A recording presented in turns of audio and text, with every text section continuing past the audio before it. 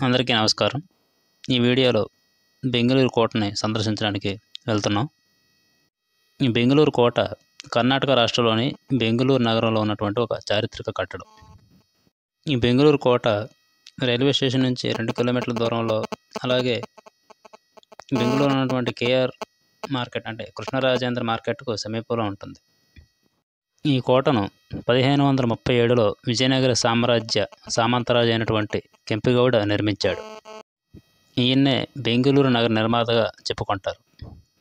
ఈ బెంగుళూరు కోటను 1537లో మొదటగా మట్టితో నిర్మించారు. తర్వాత కాలంలో చిక్కదేవ వడయార్ దీనికి కొన్ని మరమ్మతులు చేయించాడు. అలాగే 1761లో హైదరాలీ మట్టిరాళ్ళ నుండి రాతి బండ్లతో నిర్మించాడు. ఆ తర్వాత తన కొడుకైనటువంటి టిప్పు సుల్తాన్ 18వ శతాబ్దంలో మరింత అభివృద్ధి చేశాడు. కెంపెగౌడ విజయనగర సామంతరాజు, అలాగే బెంగుళూరు నగర నిర్మాత.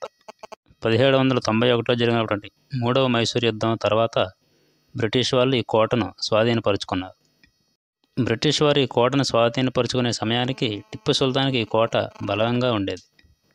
ఈ కోట యొక్క చరిత్ర 1537 నాటిది. కెంపెగౌడ బెంగుళూరు కోటను నిర్మించి దాని చుట్టూ ఉన్న ప్రాంతాన్ని బెంగుళూరు పేట్గా స్థాపించారు. తన కోసం కొత్త నగరాన్ని నిర్మించడానికి అప్పటి విజయనగర రాజు అచ్యుతరాయ నుండి అనుమతి పొందాడు. 1537లో ఒక శుభదినాన దొడ్డపేట మరియు చిక్కపేట జంక్షన్ కేంద్ర బిందు వద్ద 4 దిక్కులలో అలంకరించబడినటువంటి 4 జతల ఎద్దులతో భూమిని దున్ని ఉత్సవాలు నిర్వహించాడు. ఆ తర్వాత మట్టి కోటను నిర్మించాడు. దాని చుట్టూ కందకం, అలాగే 9 గేట్లను నిర్మించాడు. కోట నిర్మాణ సమయంలో దక్షిణ ద్వారం నిర్మించిన వెంటనే కూలిపోతుందని మరియు దుష్టశక్తులను నివారించడానికి నరబలి చేయాలని సూచించారు. దానికి కెంపెగౌడ అంగీకరించలేదు. అది గమనించినటువంటి కెంపెగౌడ కోడలు లక్షమ్మ తన మామగారి కష్టాలను గ్రహించి రాత్రి చీకట్లో దక్షిణ ద్వారం వద్ద తల నరికి చంపుకుంది. ఆ తరువాత ఎటువంటి ఆటంకం లేకుండా కోట నిర్మాణం పూర్తయింది. ఆమె జ్ఞాపకార్థం కెంపెగౌడ కోరమంగలలో ఆమె పేరు మీద ఒక ఆలయాన్ని నిర్మించాడు. 1637-38 కాలంలో బెంగుళూరు కోట సుసంపన్నంగా ఉండేది. 1791లో లార్డ్ కార్న్వాలిస్ నేతృత్వంలో బ్రిటిష్ ఈస్ట్ ఇండియా కంపెనీ సైన్యం 3వ మైసూరు యుద్ధంలో బెంగుళూరు కోటను ముట్టడించింది. ఈ యుద్ధంలో దాదాపు 2000 మంది పైగా మరణించారు. ఆ తర్వాత బ్రిటిష్ ఈస్ట్ ఇండియా కంపెనీ ఈ కోటను స్వాధీనం చేసుకుంది. ఈ కోటను స్వాధీనం చేసుకున్న తర్వాత దీన్ని British east India company jail కింద ఉపయోగించేవారు. ప్రస్తుతం ఉన్న కోటలో ఢిల్లీ గేట్ మాత్రమే మిగిలి ఉంది. మిగతావన్నీ కూడా కూల్చివేయబడింది. 1791లో కోటను స్వాధీనం చేసుకున్న తర్వాత బ్రిటిష్ వారు కూల్చివేయడం ప్రారంభించారు. ఈ ప్రక్రియ 1930 వరకు కొనసాగుతూ వచ్చింది. మన ఈ కోట లోపల వైపు చూసినట్లయితే మనకి చాలా స్పష్టంగా తెలుస్తుంది ఇది ఒక కారాగారం కింద ఉపయోగించారనేది. సందర్శకులు కూర్చోడానికి వీలుగా బల్లలను కూడా ఏర్పాటు చేశారు.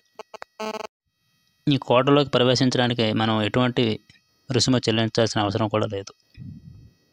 ఈ కోట నిర్మాణం పూర్తయి దాదాపుగా 500 ఏళ్ళు పూర్తవుతుంది.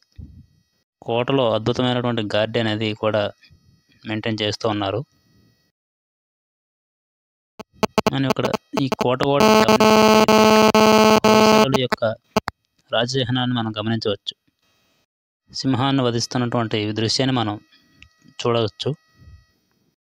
ఈ కోట లోపల ఉన్నటువంటి ఎత్తైన ప్రాకారాలు, కోట గోడలపై అక్కడక్కడ ఉన్నటువంటి అద్భుతమైన శిల్పాలు మనల్ని ఎంతో అబ్బురపరుస్తూ ఉంటాయి. నేను ముందుగా కోటను చూసి కోట చాలా చిన్నదిగా ఉంది ఏంటి అనుకున్నాను. ఆ తర్వాత తెలుసుకున్న విషయం ఏమిటంటే ధ్వంసం చేయబడిందని, కూల్చివేయబడిందని తెలిసింది. ప్రస్తుతం ఉన్నటువంటి కోట బెంగుళూరు నగరానికి పశ్చిమ భాగాన ఉంది.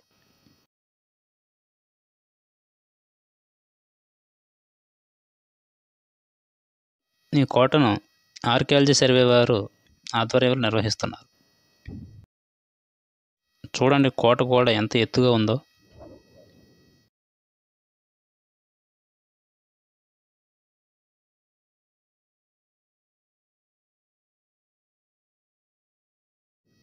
ఈ కోటను అంతా కూడా రాతి బండ్లతో అద్భుతంగా నిర్మించారు.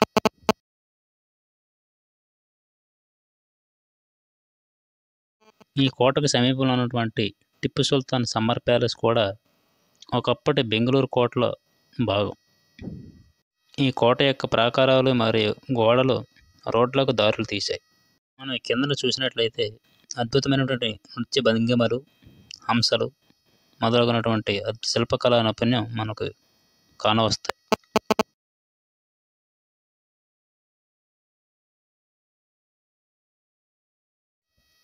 ఇది కోటలను ప్రవేశించడానికి ప్రధాన ద్వారం అన్నమాట. ఆర్కియాలజీ విభాగం వారు ఈ కోటను అద్భుతంగా పరిరక్షిస్తున్నట్లుగా మనకి తెలుస్తుంది.